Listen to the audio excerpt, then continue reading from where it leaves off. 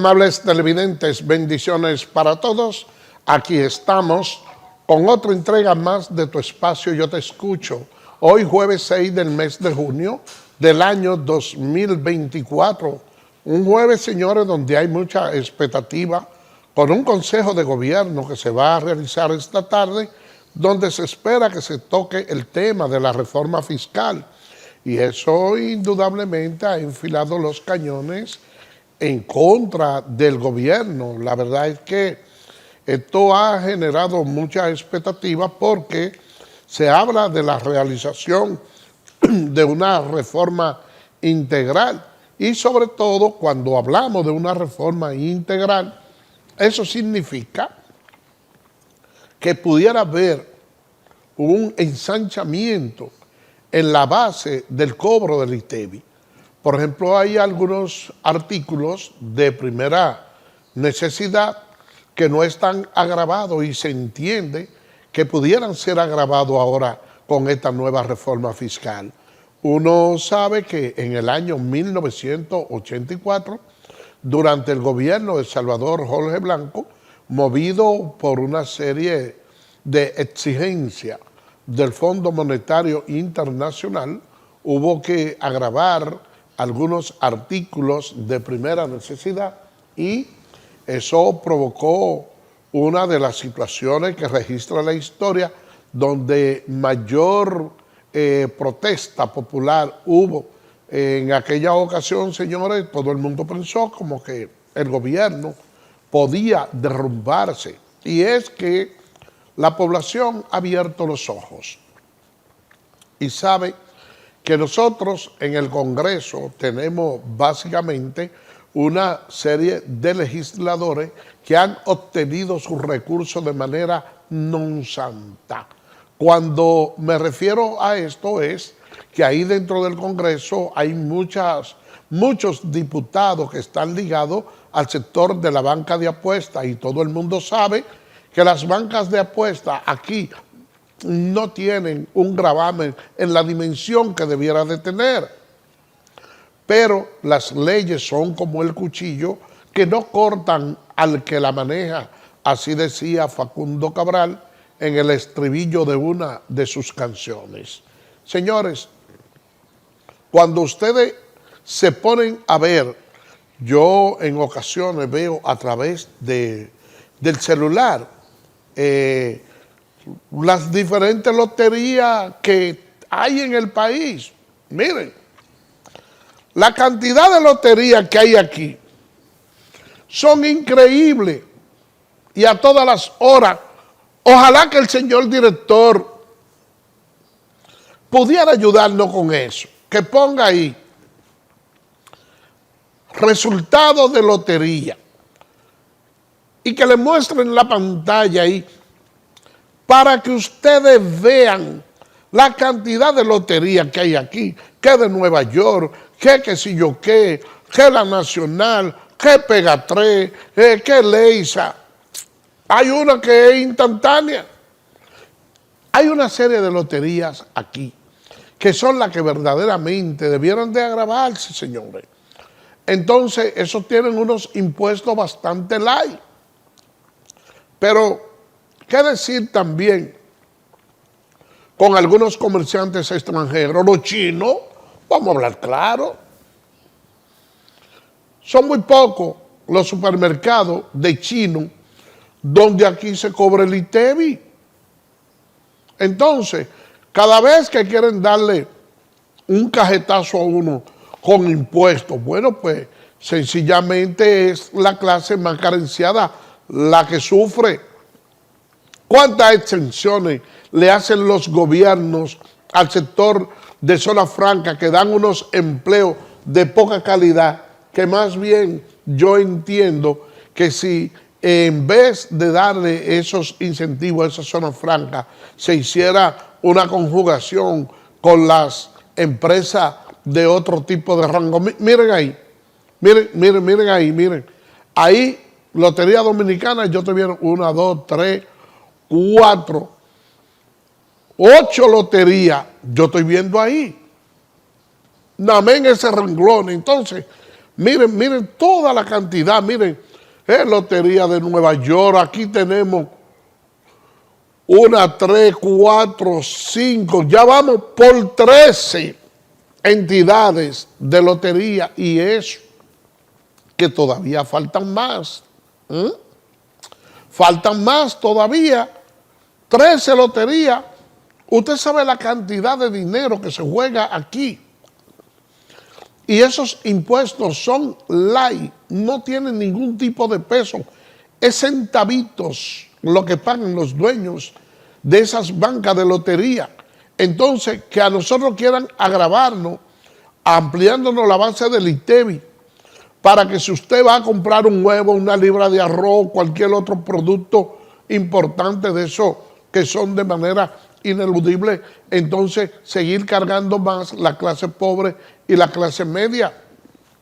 Yo pienso que perfectamente aquí nosotros tenemos en el país, donde quiera que nos movemos, hay muchos vehículos por todas las partes, vehículos de alta gama, pero nosotros pudiéramos empezar aumentando la recaudación fiscal con relación a la placa de esos vehículos que son de esa magnitud, que no sea, porque eso sencillamente sí, con el cobro de placa usted va a afectar a la persona más pudiente, porque no es toda la persona pobre que tiene la oportunidad de poder y comprar un vehículo del año.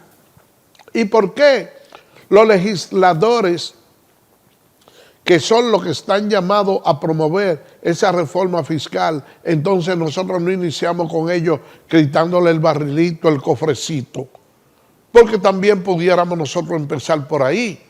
¿Y por qué nosotros también esas EDES que tanto dinero generan, nosotros no iniciamos también con ellas, aumentando la base de los impuestos que tenemos que cobrar?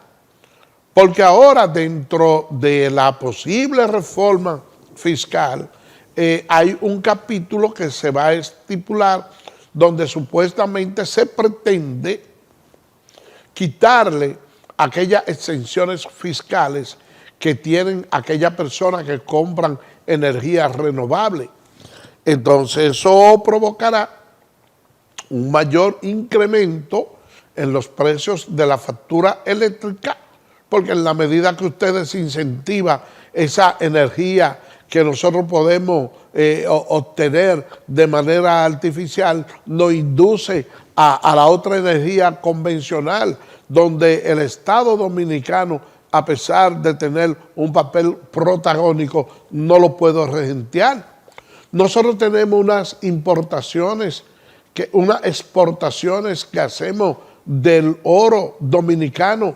¿Por qué no empezar por ahí y revisar esa base de ese contrato que nosotros tenemos con la Barrick y tratar de una forma u otra de aumentar el porcentaje de ganancias para la República Dominicana? Y por qué no tener una mayor fiscalización, que no sea que el que maneje el negocio aquí de las minerías saque las mercancías del país y le diga al Estado luego que esté allá y de haberla refinado qué fue lo que sacó, porque nosotros no tenemos un control estricto de eso. Pero resulta más fácil poner impuestos alegremente a la clase pobre, que es como el coronel que describe Gabriel García Márquez, que no tiene quien le escriba, que verdaderamente enfrentarse a los sectores de poder, aquellos que son capaces de financiar las campañas políticas. Y hablando de campaña política, nosotros pudimos ver cómo nos enrostran en la cara la cantidad de dinero que recibieron muchos de esos partidos políticos ahora para las elecciones y para la campaña.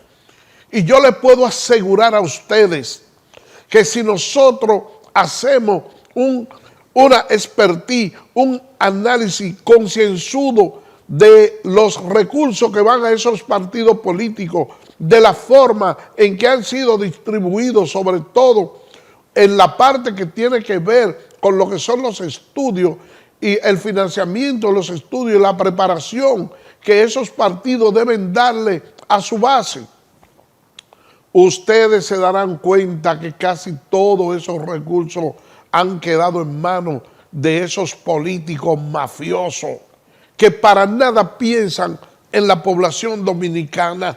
Ya es hora de que si se va a hacer una reforma fiscal integral, como se ha dicho, que se incluyan aquellos sectores que no pagan ITEVI y ampliar la base y agravar más aquellos sectores que tienen que ver con asuntos como los juegos de azar.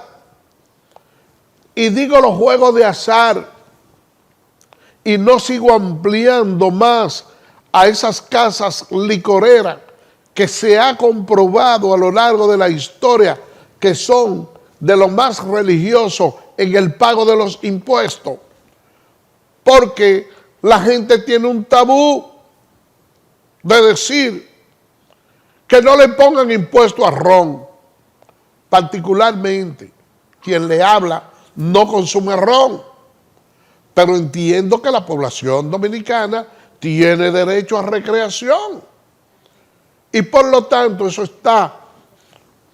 forma parte del conductigrama humano, la diversión. Entonces, no podemos partir de ahí. Tenemos también que permitir que los sectores más carenciados tengan el derecho a la recreación. Entonces, hay que pensar bien la forma en que se va a hacer la reforma fiscal para que sea de una manera menos lesiva para el país.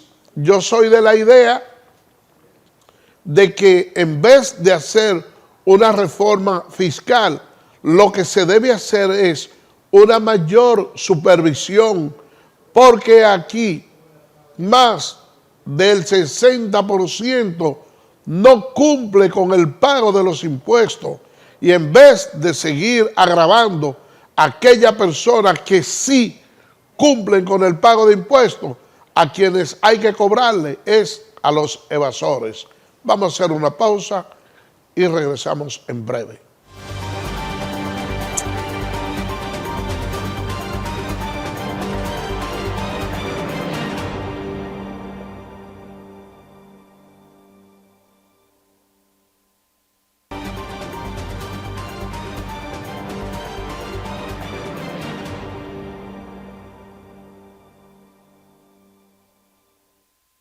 Gracias por permanecer con nosotros.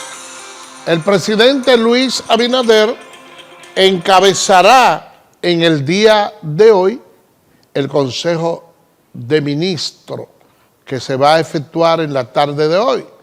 Señor director, ayúdenos con las imágenes. En esta reunión, las expectativas rondan en torno a temas económicos, salud y educación, especialmente el pacto fiscal, para el cual el mandatario busca el consenso de todos los sectores.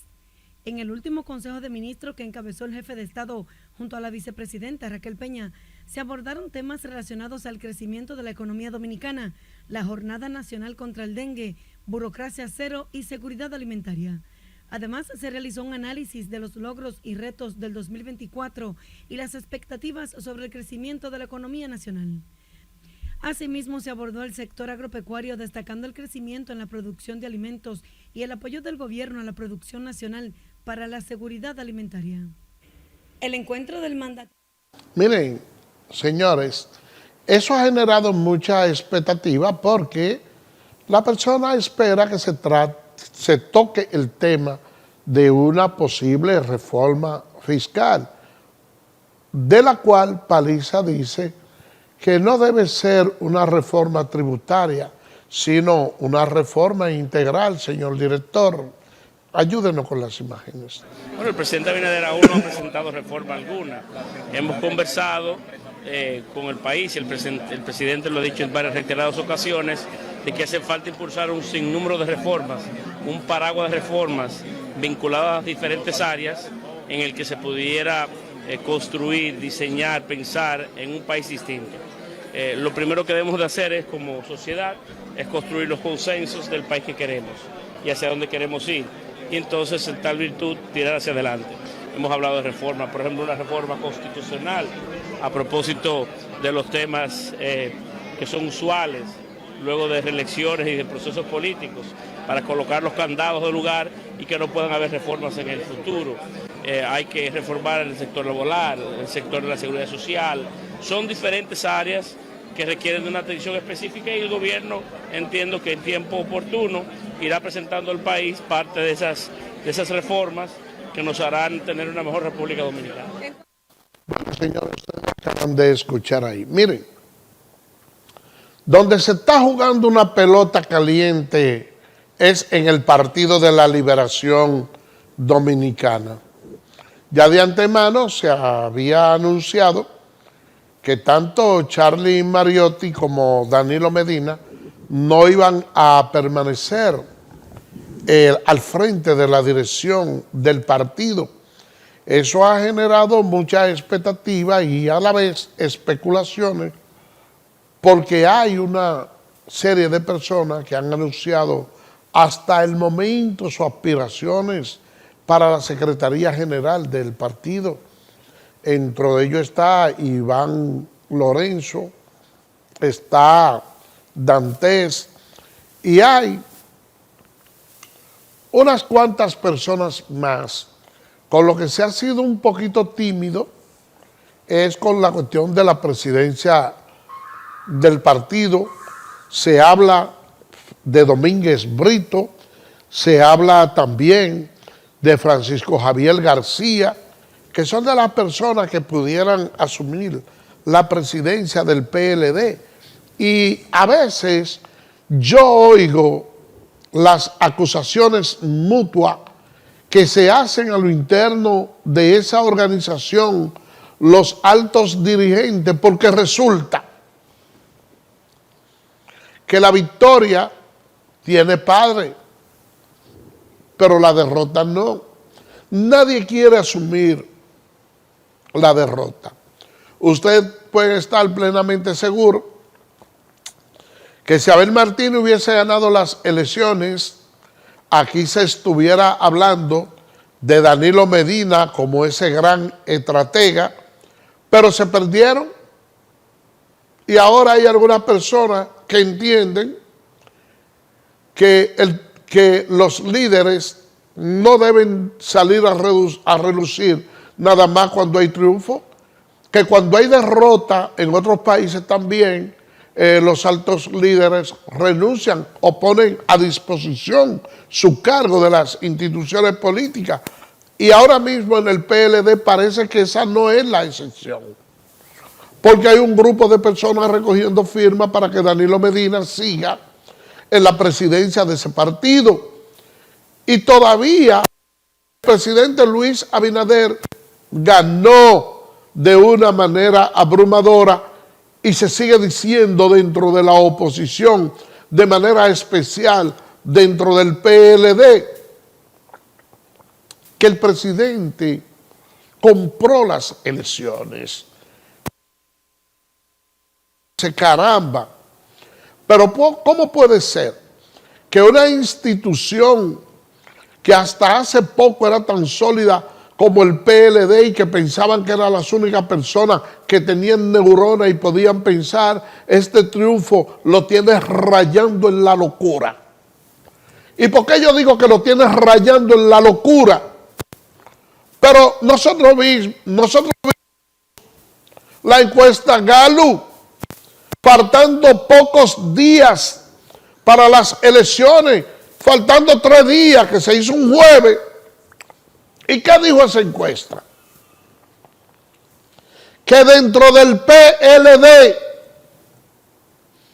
el 21% de los PLDistas decía que no iba a votar por Abel Martínez. Y un 21% decía que no iba a votar por Abel Martínez, sino por Leonel Fernández. Y un 6% decía que esos votos PLDistas se le iban a sumar a Luis Abinader. Entonces aquí hubo dos elecciones. Unas elecciones municipales donde el PLD llegó segundo y unas elecciones presidenciales y congresuales que todo el mundo sabía aquí que Leonel iba a sacar más votos que Abel Martínez. Y si ustedes se ponen a calcular la cantidad de votos que perdió el PLD de las municipales y lo suma a la fuerza del pueblo para las presidenciales y congresuales, entonces se darán cuenta que los PLDistas no votaron por Abel y que la mayoría de esos votos del PLD, ¿dónde se fueron? Donde Leonel Fernández. Entonces, los votos son de Leonel y lo compró Luis. Yo no entiendo esa parte. Porque si esos votos se fueron para la fuerza del pueblo, entonces ellos dicen que Luis compró las elecciones, pero ¿para quién? Para Leonel. Le compró esos votos para regalárselo a Leonel. Eso se veía venir. Lo que sucede es que dentro de ese partido hay unos caballos de Troya y que es muy cómodo cuando un partido está en el poder zanjar esas diferencias y decirle, fulano, mira, estate tranquilo que yo te voy a dar este ministerio, o te voy a colocar aquí, que tú aquí haces esto y lo otro. Ahí cualquiera es obediente. Pero cuando se está en la oposición, que no se puede negociar ni entregar cargo, el liderazgo se va a pique. Porque aquí el verdadero liderazgo es el dinero. Aquí nadie tiene liderazgo, lo que hay es dinero y posiciones. ¿De qué manera podía haber sacar más votos si dentro del PLD no lo respaldaron?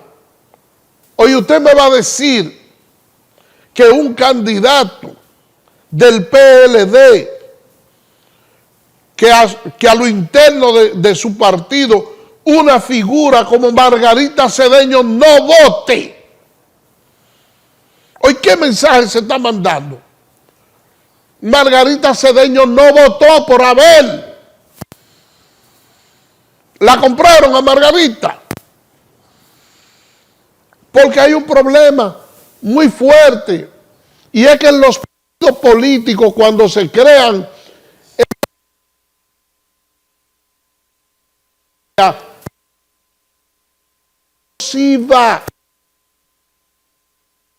que la base del PLD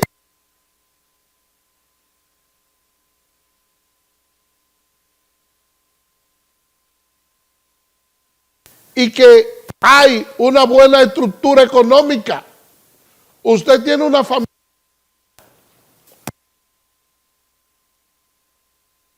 donde prácticamente no falta nada. Sí. Problema de convivencia en los padres y tienen que separarse. Entonces resulta que ese hogar que le brindaba estabilidad a esos muchachos hay que venderlo. Cada quien recibe la parte que le corresponde y se van en desbandada.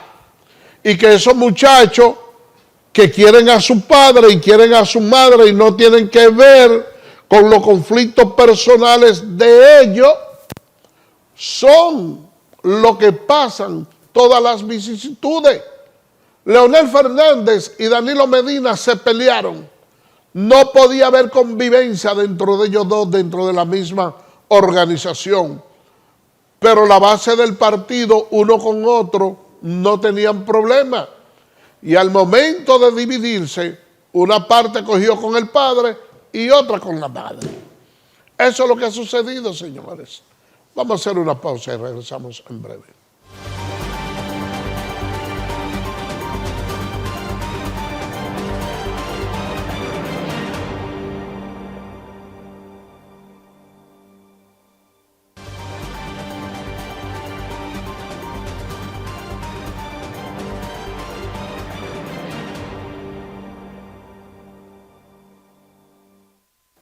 Gracias por permanecer con nosotros.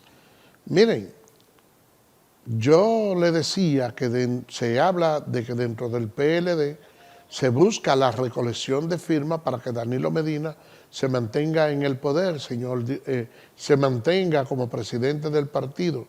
Señor director, ayúdenos con las imágenes. La noticia, que fue divulgada inicialmente por Robert de la Cruz, la confirmó Bichara este miércoles al participar en el espacio Despierta con CDN, y ahí indicó que los que auspician esa colección, que ya cuenta con más de 900 firmas, tienen derecho a hacerlo. Totalmente, sería un derecho. No, todos lo sabemos, pero ¿es un hecho o no? Es el Comité Central que tiene una comisión que ha tenido esa iniciativa, y otro igual lo están haciendo para otros temas. Ese es uno de los tantos. Bueno, pero entonces se está recogiendo firmas, van 900 para que Danilo permanezca. ¿Usted estaría de acuerdo con la permanencia del presidente Danilo Medina? Totalmente, sería injusto pretender sacrificar al presidente o endilgarle una coyuntura electoral. Pues no sería lo más noble. Bueno, el exfuncionario. Bueno, señores, fíjense cómo están las cosas por ahí. Y la verdad es que esta alianza Rescate RD, que se formó con varios partidos de la oposición, entonces una de las personas que tuvo, vamos a decir, una visión un poquito más clara en torno a cómo debía de llevarse esa alianza fue Miguel Vargas Maldonado, que anunció desde el principio que debían de llevar un solo candidato a la presidencia. Señor director, ayúdenos con las imágenes. Por razones que tienen que ver con situaciones del PLD, el PLD no tuvo el desempeño electoral que ellos mismos esperaban y que nosotros necesitábamos que se produjeran para que se diera un proceso de participación. Por ejemplo, y eso tú lo sabes. ¿Yo? Sí, lo que te voy a decir ahora. En ese proceso electoral, Miguel Vargas Maldonado hizo una propuesta por escrito de alianza en primera vuelta de todos, de la alianza Rescate RD para lo presidencial y de alianza en las 32 senadurías. Lo hizo por escrito. La que le mandó a Leonel Fernández la mandó a través de mí. Y cuando se la entregué a Leonel la abrió delante de mí y la leyó. Y el presidente Fernández mandó. El presidente Fernández mandó. Nadie lo ha dicho así tan claro. El presidente Fernández mandó a Nicolás Calderón, donde el presidente Danilo Medina, y le dijo que él estaba de acuerdo con esa propuesta. ¿Cuál era la propuesta? La propuesta, ir aliado en la primera vuelta. En la primera vuelta. ¿Quién como candidato? Y en la 32 senaduría, el que estuviera arriba, que era Leonel Fernández. Y eso propuso Miguel Vargas. Entonces, perdón. ¿Por qué lo quiero decir? Señores, miren, si nosotros hacemos un acuerdo, si el acuerdo electoral de la oposición hubiese sido mayor, el resultado hubiera sido otro. Yo lo voy a poner un... Miren, justamente lo que yo le digo es que diferencia pues arriba los problemas tienden a agudizarse un poquito más. La política, al igual que el béisbol, no voy a meter la religión en un tema apasionante, pero al igual que el béisbol, hay veces que ocurren algunos episodios y quien está en el outside empieza a emitir sus opiniones y hacer diferentes tipos de conjetura, pero realmente las cosas no son como uno piensa. Hay que estar dentro de los partidos políticos para darse cuenta de algunas interioridades. Hay que estar en el dugout donde están los peloteros para que entonces poder entender el dirigente.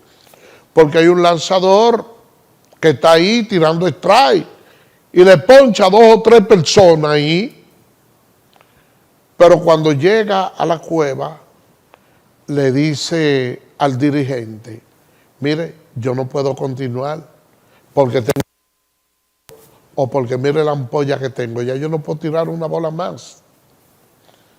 Entonces el dirigente sale con otro lanzador y el público comienza a acabar, incluso hasta los mismos comentaristas empiezan a acabar con el dirigente, dicen, no, pero no, hombre, que viene de ponchar los 3 últimos hombres de una manera espectacular y este hombre lo saca y mira quién trae, este lanzador con una efectividad tan alta, le cayeron a palo. Pero lo más lejos que tiene ese comentarista, ese fanático es lo que le ha dicho el lanzador a su dirigente, que es quien toma la decisión. Y ustedes saben por qué yo le digo esto. Para nadie es un secreto que dentro de los políticos que tiene la República Dominicana, lo voy a decir con la misma sinceridad que siempre me ha caracterizado, Félix Bautista está señalado como uno de los políticos más corruptos que tiene la historia de la República Dominicana. Al margen de que nunca ha sido condenado por un tribunal, es un mono que él tiene en la espalda porque tiene la sanción moral. Sin embargo, yo vi unas declaraciones que dio él hace poco, y no es que yo lo considero a partir de esas declaraciones un político serio y que ya es lo último, pero cambié un poquito la percepción que tenía acerca de él. Él habló con estadística y habló de manera sincera en una entrevista que le dio a Julito Jacín. Voy a darle los créditos a Julito Jacín, porque aquí no tenemos mequindad. Por eso tampoco tenemos problema en presentar ninguna entrevista que se haya hecho en cualquier otro medio. Miren, él dijo que cuando se dividió el PLD, o mejor dicho, Leonel Fernández se fue del PLD, que se formó esa dimisión y formó la Fuerza del Pueblo, Danilo Medina estaba consciente de que Félix Bautista es un hombre de Leonel Fernández y que lo llamó y le dijo, Félix, yo sé que tú eres una de las personas de Leonel Fernández y que tú te vas a ir del partido. Y él dice que le puso a disposición a Danilo Medina la candidatura que llevaba como senador, y él le dijo, falta muy poco tiempo, ya se dieron a conocer los nombres de todas las personas que se inscribieron como senador. Yo te pido que por lo menos te quede y vaya como senador, aunque luego tú te vayas. Y él habló con Leonel Fernández y que Leonel Fernández estaba consciente que él debía de quedarse ahí. y que él se quedó dentro del PLD, pero que Danilo sabía que él se iba a ir, que no es que era un tránsfuga, porque nunca tuvo en cuestionamiento la amistad y la lealtad que él le tenía a Leonel. Entonces, él le dijo, ok, me voy a quedar aquí y voy a trabajar por el PLD, pero cuando terminen las elecciones, cuando yo pase, me voy para la Fuerza del Pueblo. Y que ese fue el acuerdo que él hizo con Danilo Medina y con el mismo Leonel. Y él dice que se fajó a trabajar por Gonzalo Castillo y que cuál fue los resultados de Gonzalo Castillo allá en San Juan, que sacó el 52%. La votación más alta la sacó con el apoyo de él. Y él ganó la senaduría y se fue. Entonces, el hecho de que sea una persona que en cierto aspecto no le guste mucho a los demás, bueno, pero en esa postura dio muestra de lealtad, dio muestra de que es una persona íntegra en cuanto a lo que es las relaciones con su compañero. Y eso es algo que yo tomo mucho en consideración de los seres humanos. No es que por eso ya no, que ya es un santo, no. Pero él dio esas declaraciones y a mí me llamó poderosamente a la atención. Digo, wow, no lo tenía en ese concepto. De igual manera, él en esa misma entrevista habló de una de las actitudes que yo diría que son más reprochables para una persona que haya sido sometido a la acción de la justicia. Yo nunca había visto como abogado en todo el tiempo que tengo de ejercicio un irrespeto más grande hacia un fiscal que el que él hizo en contra de Domínguez Brito. Vi la forma irrespetuosa en que se comportó con él. Ahora bien, cuando lo escuché también dentro de esa misma entrevista a él explicar las razones que los indujeron a esa actuación, también lo comprendí. Él dijo que Domínguez Brito buscaba ser el vicepresidente de Danilo Medina y ganar ciertas popularidades a costilla de él, y que un expediente que ya se había juzgado y se había archivado, él lo trajo nuevamente a la palestra pública y lo acusó de haber sustraído que si yo cuántos millones de pesos, pero que cuando llegó la hora del juicio, porque no es lo mismo acusar que demostrar, el que había hablado de que si yo cuántos miles de millones, resulta que cuando se van a evaluar las pruebas, él dice, no, pero yo no tengo un solar, yo no tengo una edificación de 500 millones de pesos.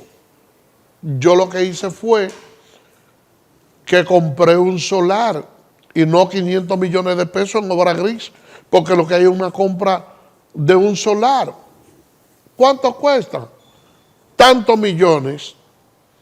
Yo pagué una parte y todavía se deben tanto. Y que entonces, lógicamente, dijo Félix Bautista que al no haber evidencia de que había una obra gris, que lo que había era un solar y que todavía él debía la mitad de ese solar que lo había financiado, en ese sentido, entonces se desestimó esa acusación en su contra, pero que también había otro elemento, y es que ya eso se había juzgado. Entonces, ya ahí yo veo dos elementos que son eminentemente contrastantes. Y uno dice, por eso, a lo interno de los partidos dijo, y miren que Domínguez Brito ganó mucha popularidad y él se retiró, pero que si él hubiese seguido con la acusación de él, probablemente no solo iba a ser el vicepresidente, sino que por mucho iba a ser el candidato del PLD, porque logró prender una candidatura. Pero dijo Félix Bautista que la prendió y la quiso prender a costilla de él siendo compañero de partido, y por esa fue su actitud. Yo digo, wow, me quedé sorprendido, porque por eso yo le digo que a veces a lo interno de los partidos suceden cosas que uno de afuera no se da cuenta. Y eso, señores, es así. Bueno, vamos a cambiar de tema porque hay unos médicos que piden ser nombrados en el Ministerio de Salud, que deben de estar en la nómina, y con esta nos vamos, concluimos. Señor director. Ese estatus de ser contratado, que ya lleva más de 3 años, deje de ser una incertidumbre en nosotros y en cada uno de nuestros familiares. Porque... Bueno, señores, miren,